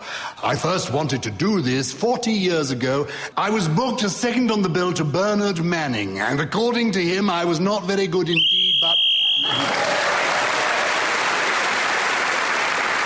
So Giles Brandreth was then speaking to the whistle. When gained that extra point, he's now in the lead ahead of Paul Merton and then John Bishop and Shappi Khorsandi in that order. And Shappi, we'd like you to begin the next round. The subject is a nasty habit. Can you tell us something about that subject in this game, starting now? I once saw a nun with a very nasty habit. It was purple apple with red sequins sewn onto it. She was prancing down the street, and when she got close to me, I realised it wasn't a woman of God. After all, it was, in fact, a belly dancer on her way to work. Now, you know that my nasty habit is I judge people on the clothes that they wear. When I see a man in a suit, I assume he works at a boring job and cheats on his wife. Another nasty habit I have is that occasionally when I'm on my own, I reminisce about when I was 5 years old and I contemplate picking my nose and... Can I just say that I only hesitated because I realised I was sharing too much? That's why we interrupted. We didn't want you to. I was too honest about the naughty things that I sometimes think about I doing. don't know. A lot of children pick their nose. Yes, but I'm 37.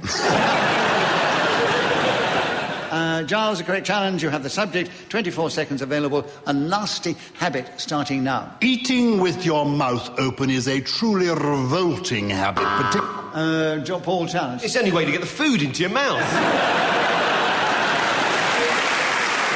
Shove a stick of rhubarb in your ear. I mean, deviation, you know about eating, don't you, Nicholas? Yes, I mean, you're right. I mean, you can't eat unless you open your mouth. Can I say, I know Nicholas, he's a true gentleman. What he does is he places the food into his mouth, closes his mouth, and then eats it. That is the way a gentleman of his generation would behave. But I understand, Paul, it's done differently in your family. Fine. Well, Giles, the most polite way to do it is shove it up your nose, which is what I do. There's no problem. Oh, this is why you are picking it. Giles, let's be fair. You did not convey that in what you said. I didn't. I got it wrong. I'm bitter, resentful. I will sit back, defeated. Just go on competing, because we love having you on the show. Paul, it was a correct challenge, and you have a point.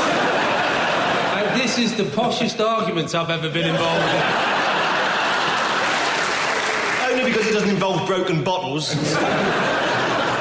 Paul, there are 20 seconds available. Will you tell us something about a nasty habit starting now? I have a particularly nasty habit which I can't really go into in too much detail because it is against the law. Basically, what I work is as a sniper. I go to very tall buildings and I fire my automatic rifle at various passers-by. Luckily, I'm only using blanks. Well, actually, it's paintball, so they go home with this great big blue circle on their duffel coat. I don't know how it got there. Meanwhile, I'm walking around the back streets of... I think we could have had you for a deviation there, because I don't believe you go round and take pot shots at people, Paul. I've missed you 3 times. But nobody... I was going to buzz then. I thought this was a show about honesty, because I've got to go home and cut my dad's leg off. I'll give him another bonus point. We've enjoyed it. You'll have to do it again on the Sunday repeat. That's the other one gone. Paul, we're speaking as a whistle when, gain that extra point, and you're equal in the lead with Gyles Brandreth. And Gyles, we'd like you to begin the next round. The subject now is birds of prey. 60 seconds starting now. Birds of prey. When my 3 children were small, and my wife is sweet enough to say they are indeed mine, we used to take them to wonderful hotels near which were castles, and inevitably there was a birds of prey exhibition. This has stood me in good stead for my new television series, Britain's Got Talons, where I will be inviting owls and eagles and wonderful creatures to fly above and scavenge the motorways of the United Kingdom, because now these birds of prey are returning from the midst to swoop down on the roadway, because we are killing hamsters, gerbils, otters, and other creatures that crawl upon and in between the cars. It is... Paul challenge. To be honest, there's not many hamsters on the motorway. That's how we got rid of all of ours. We emptied them out of the back window. Anyone who's been a parent will know exactly what I'm talking about.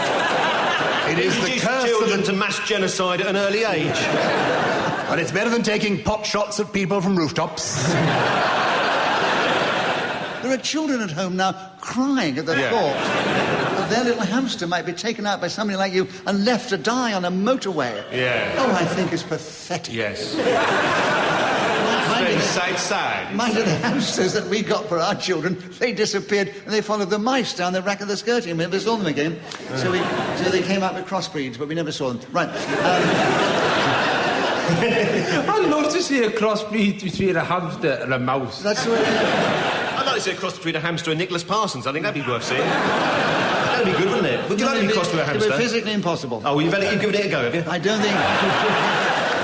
Only in your mind could that happen, not... Yeah, I know. I need treatment, don't I? Right, Paul, you have the subject, and you have 15 seconds. Birds of prey, starting now. My wife recently rescued a barn owl that we passed in a country lane, and we put it in... I'm not sure a barn owl's a bird of prey.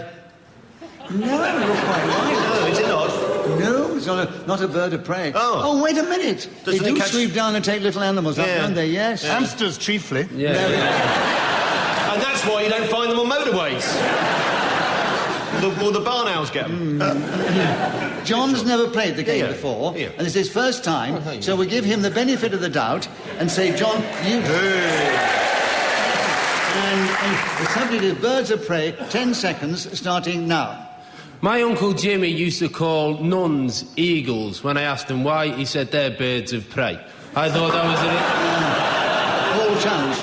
Well, no, actually, I think he rescued at the end, because I was going to say, if I'd been challenged on the doubtful premise that a barn owl is not a bird of prey, then surely a nun must come into a very positive category, but then as I buzzed, John did finish it, so he did say it was a bird of prey. No, he did say his uncle told him that. Yeah, he did, yeah. Yes, so he justified it. Yeah. So an incorrect challenge, John. You've still got the subject. And his uncle would have known the nuns, because he's a bishop too.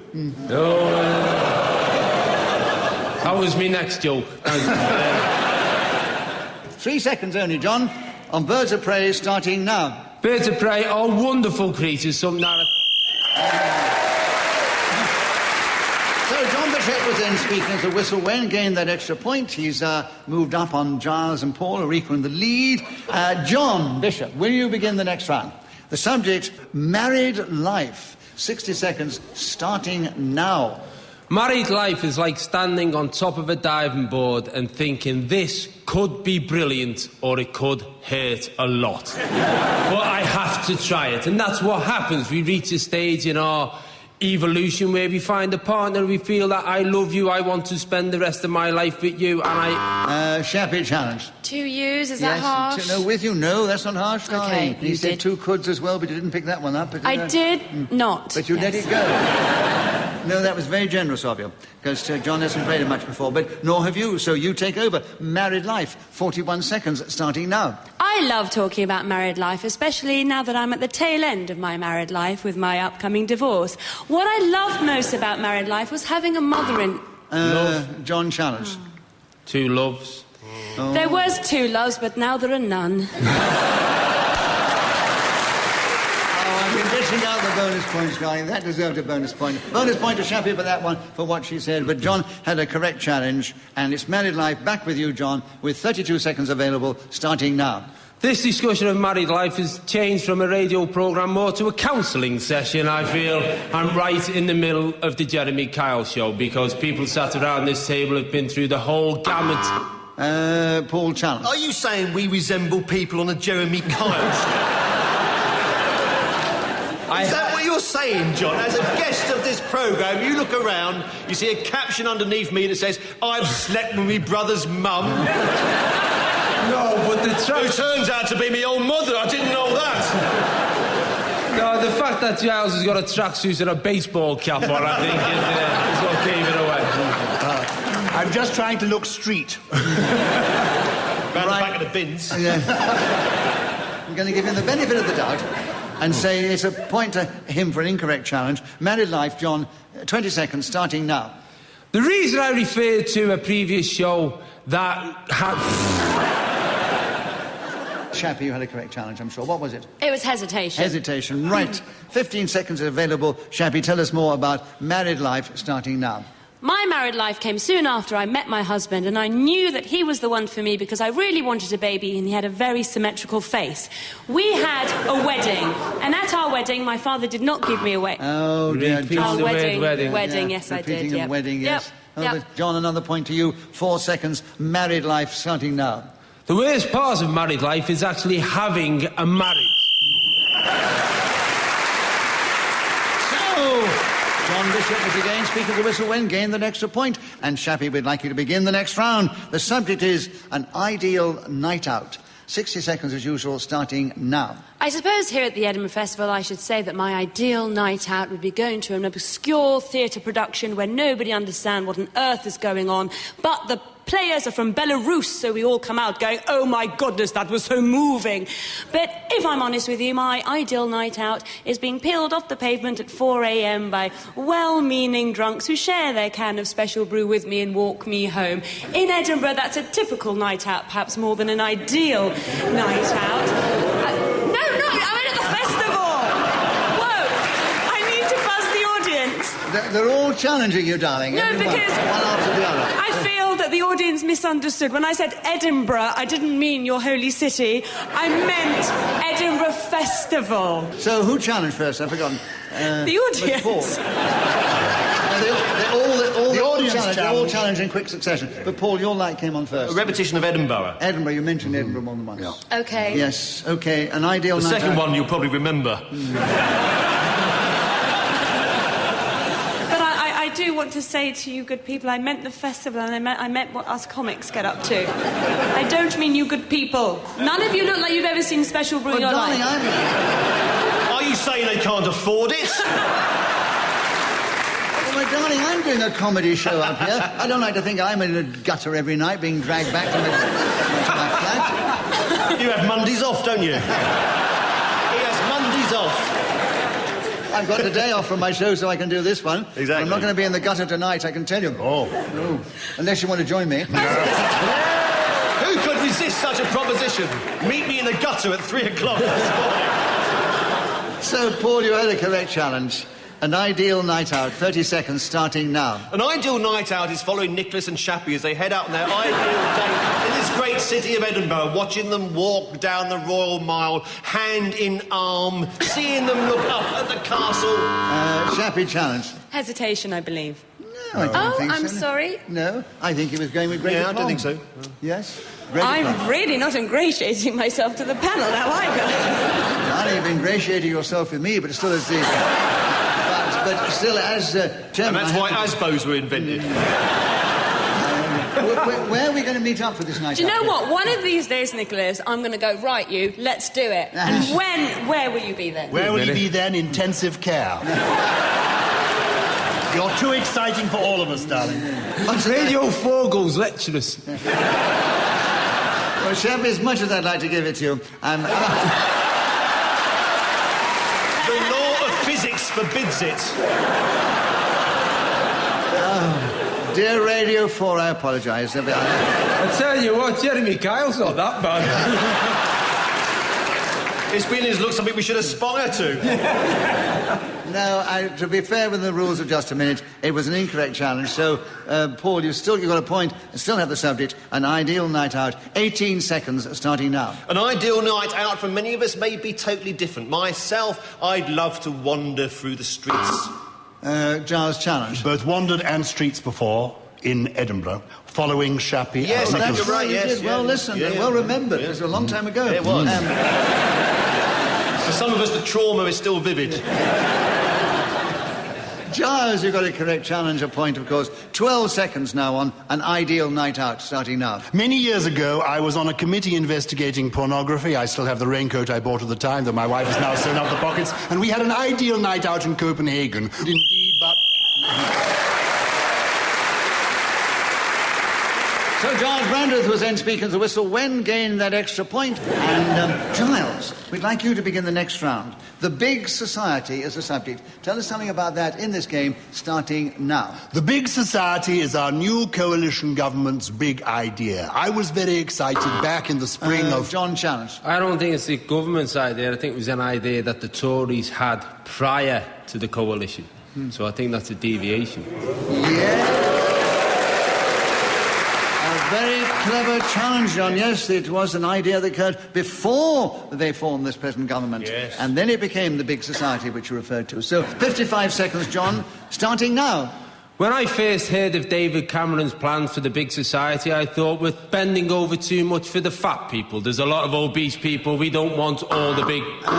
Paul challenge. Repetition of people. Yeah, there are too many people there, John, I'm afraid. That's what the Tories think. Yeah. So, So Paul got him with 46 seconds on the big society, starting now. I'm not quite sure what the idea is behind the big society. Perhaps it's such that government should no longer look after its people who it deserves to look after them because... Oh, was this Charles. Look twice in. Charles. A repetition of look after. That's right. Repetition. 34 seconds, the big society, starting now. I adored watching that civil partnership enacted in the Rose Garden at number 10. I put... Rose Garden. Rose Garden. You said Rose Garden before. He never promised he wouldn't. Oh, I'm sorry. Right, brilliant. Always. It was a bit quiet over here. What was so brilliant? Well, he won't relive it now, but there was a be a song, I beg your pardon, I never promised you a rose garden. So. Yeah, Sammy Wynette. Right. 28 seconds available for you, John, on the big society, starting now. The big society is a challenge for any group of people, particularly... Paul challenge. It was a repetition of people. Yes. It's hard, it is hard. Oh, it's a tough game, John. It's a tough game, yes. You used it the last time you were speaking. Whereas you can't repeat what other people have said, but you can't repeat also what you said in a previous... I think you understand what I said. That's made it clear. This is one of my great gifts, making everything absolutely clear. Right. 25 seconds for you. Paul, you challenge first on the big society, starting now. I suppose we're all part of society. Margaret Thatcher once famously claimed there was no such thing as society, but we know this to be true because when we look around, perhaps we no longer recognise our neighbours. John challenge. Sorry, it's pathetic. There was a lot of wheeze, but I feel... There was we about 4 times, but I feel that's a bit of a... I feel dirty saying it, so I feel I've been weeing here since I started talking. But no, I've got to be fair within the rules of just a minute. It was a correct challenge. So you take back the big society, 14 seconds, starting now. People.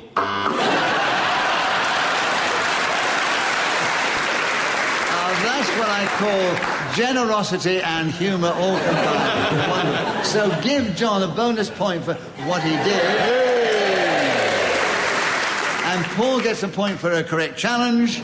And he comes in with 12 seconds on the big society, starting now. My mother, father, sister, sadly, I have no brothers. But when I think of the big society and I see this audience in front of me now, it makes me want to say to each and every one of you, you are unique, fantastic people!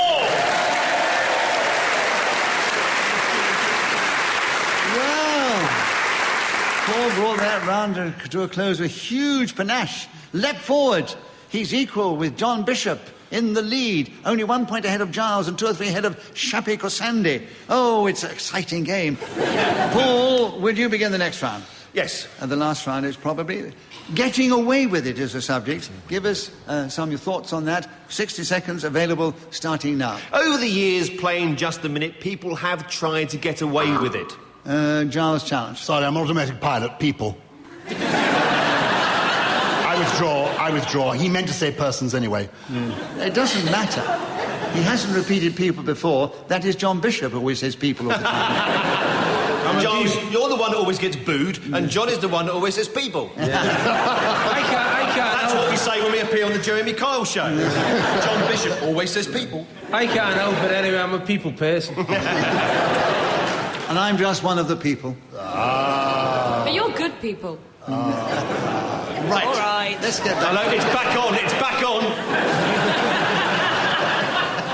Paul, an incorrect and you still have the subject. Getting away with it. 56 seconds starting now. Try to fool the chairman into thinking that they didn't repeat a word or hesitate or indeed make any of the other simple mistakes that can appear in just a minute. Getting away... John challenge. Say just a minute before. Yeah? Yes, you did. Yeah, in the first well, section, listen, yeah. John. Well, listen. You're right beside him and you pick it up very much more quickly than we can. And... If that's the case, this radio programme's going to be rubbish in Southampton, and it'll take ages for them to hear anything. And the Isle of Bute. We get a lot of letters from the Isle of Bute. Yes. Why do we have to live on the Isle of Bute, they usually say. I'm sure it's lovely. Right.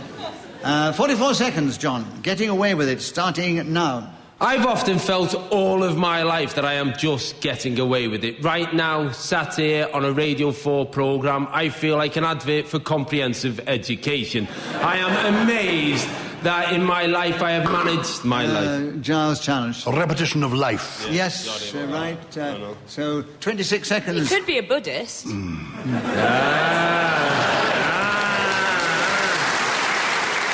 I'm going to give you a bonus point for an intellectual comment, which they all bonus point to Shappi. Gyles has got the subject, and a point. 26 seconds. Getting away with it, Gyles, starting now. When I was a member of Parliament, you could not get away with it. For example, I dug my own moat. Not only that, my wife, she paid for all her own DVDs. It was subsequent to the outrageous... Challenge, yes. A repetition of own moats. Yes. Yes. Yes, indeed. Yes. 12 seconds, Paul. Getting away with it, starting now. The prisoners in Colditz wondered if they would get away with it as the months passed by and their German commanders looked out towards the horizon. The RAF POWs in there were building a glider.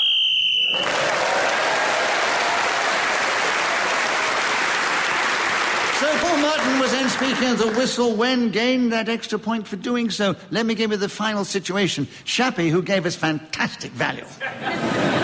But she finished a little way behind the three boys. And You haven't mentioned they're boys.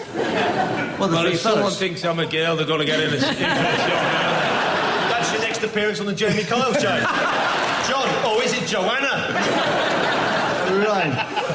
So in ascending order, it was Gyles, then just ahead of that was John Bishop, first time on this show, and he was only 1 point behind the man who pipped him there to be called the winner this week, Paul Merton. But